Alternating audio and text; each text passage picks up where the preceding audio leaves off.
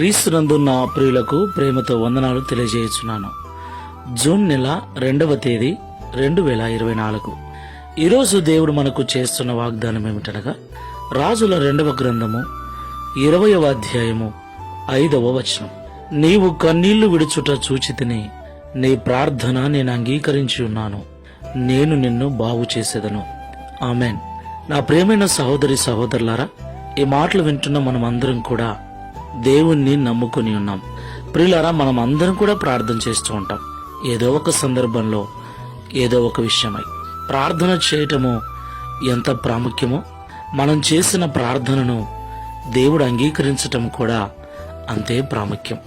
ఎందుకంటే మన ప్రార్థనకు జవాబు రావాలి అంటే ఆ ప్రార్థనను దేవుడు అంగీకరించాలి. దేవునికి మహిమ కలుగును గాక.